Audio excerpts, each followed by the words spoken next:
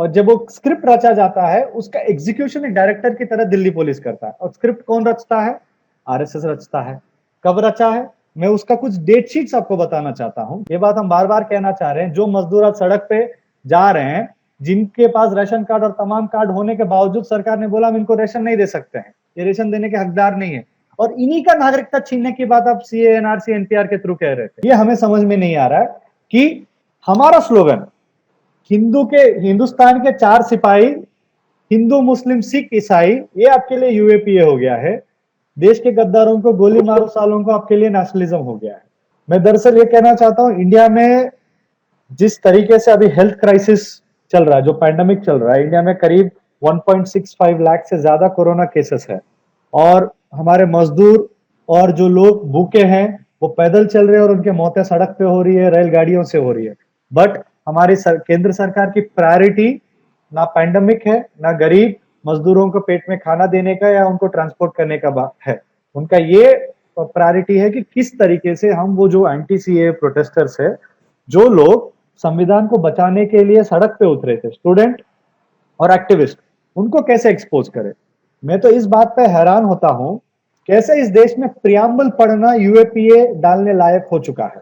सारे स्टूडेंट्स देश भर में हम लोगों ने सड़कों पे, इंडिया गेट पे, कॉलेज में, अपने स्कूलों में खड़े होकर बोला, we the people of India have solemnly resolved to constitute India into a socialist secular republic state. और ये कहना कैसे यूएपीए हो गया है।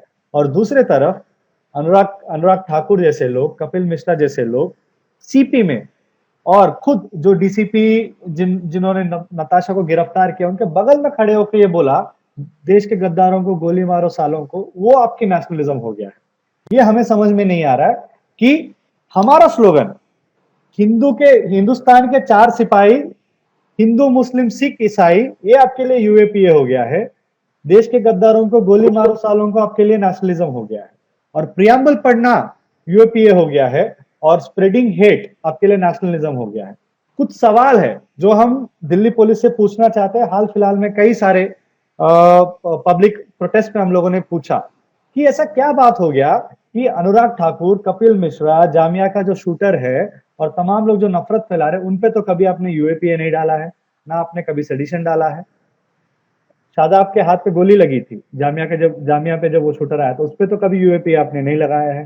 कोमल शर्मा जो मेरे जेएनयू में घुस के मुकोटा पहन के आयशी घोष पे तमाम लोगों पे हमला की है, उसके ऊपर ना आपने यूएपीए डाला है, ना उसने आपको कभी उसको आपने गिरफ्तार किया है। उल्टा जो कंवलप्रीत कौर है, दिल्ली आयशा की स्टेट प्रेसिडेंट, उसका फोन आपने सीज कर दिया यूएपीए के नाम पे। क्यों? क्योंकि वही संविधान को हम लोग डिफेंड कर रहे थे। दूसरा कौन, आई मीन ये हम लोगों को समझ में नहीं आता, जो फोरेंसिक एविडेंस की बात जो दिल्ली पुलिस कहता रहता है, ये तो एक अद्भुत चीज है। हम लोगों ने जेएनयू के केस में भी देखा, ये हम लोगों ने भीमा कोरेगांव वाले केस में भी देखा, ये हम लोग नॉर्थ ईस्ट दिल्ली वायलेंस वाले केस में भी देख रहे हैं। एक स्क्रिप्ट रचा जाता है, और जब वो स्क्रिप्ट रचा जाता है उसका एग्जीक्यूशन एक डायरेक्टर की तरह दिल्ली पुलिस करता है। और स्क्रिप्ट कौन रचता है? आरएसएस रचता है।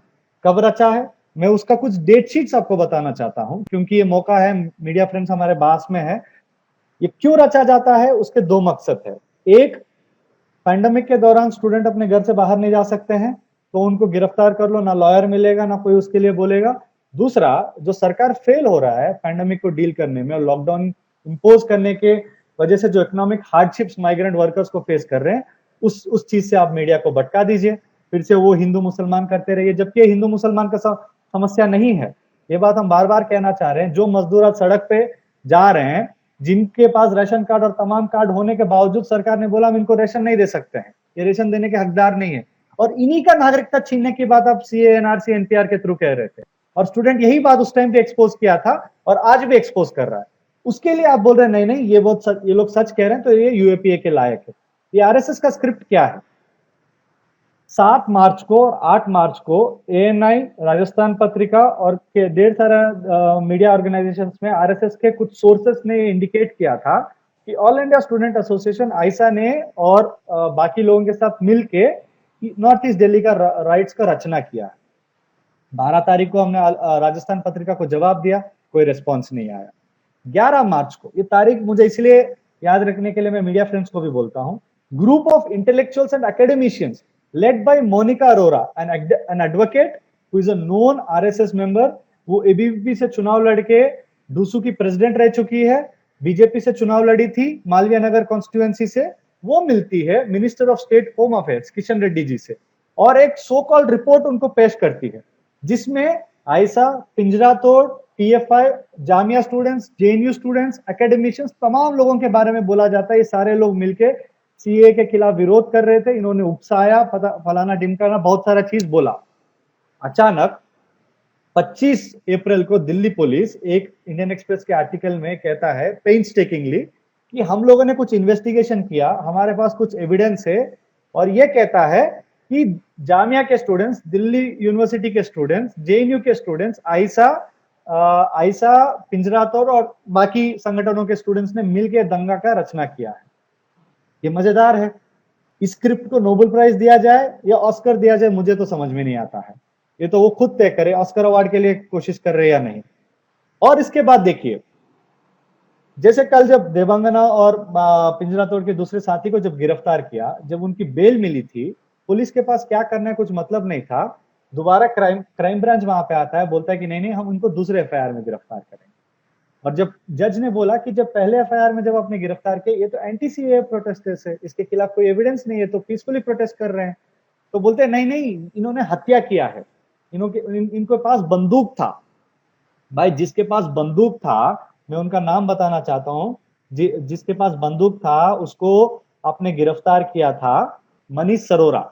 उसको आर्म्स एक्ट में और यूएपीए में आपने गिरफ्तार किया था, बट उसको तो बेल मिल गया है कहते हुए कि कोरोना है। बट सफूरा को जो प्रेग्नेंट है, ह्यूमैनिटेरियन लॉ दुनिया भर का कहता है जो प्रेग्नेंट वुमेन को आपको जेल से छोड़ना चाहिए, कुछ सुप्रीम कोर्ट का गाइडलाइन, उसको आपने दरकिनारे किया है। ये भीमा कोरेगांव का मॉडल है। जैसे दलितों पे, जिन पे पहले हमने हमला करवाया संभाजी बिंडे से, तो उन विक्टिम्स को आपने फिर कल्प्रिट बनाया। ये जेएनयू मॉडल है। कोमल शर्मा को जैसे लोगों को आपने भिजवाया, हमला करवाया, फिर आयशी घोष और तमाम लोगों को आपने कल्प्रिट बना दिया। अब नॉर्थ ईस्ट दिल्ली में भी कपिल मिश्रा, अनुराग ठाकुर, परवेश वर्मा, इन लोगों ने तमाम जो झूठ फैलाया और आपकी नैरेटिव चली नहीं, तो आपने सोचा कि चलो लॉकडाउन आ गया, हम लोग अपने नैरेटिव को साबित करने के लिए जो लोग संविधान के पक्ष में लड़ रहे थे उन लोगों को गुनहगार बता देंगे और उनको जेल में डाल देंगे, और फिर हमारे गोदी मीडिया से हम लोग चलवा देंगे कि ये लोग गुनहगार है, ये लोग गुनहगार है, ये लोग गुनहगार है, और लोग मान जाएंगे।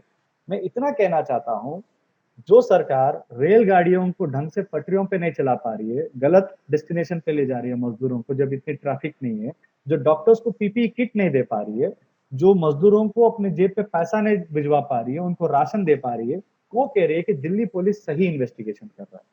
मैं तो चाहता हूं कि दिल्ली पुलिस, जो 3 सवाल हमने उनसे पेश किया है और जो हम लोगों ने टाइमलाइन दिया है, वो बताए कि ये इन्वेस्टिगेशन फ्री था, ये इन्वेस्टिगेशन फेयर था, या ये इन्वेस्टिगेशन था, या आरएसएस के स्क्रिप्ट के ऊपर ये लोग एक्ट कर रहे थे। Thank you.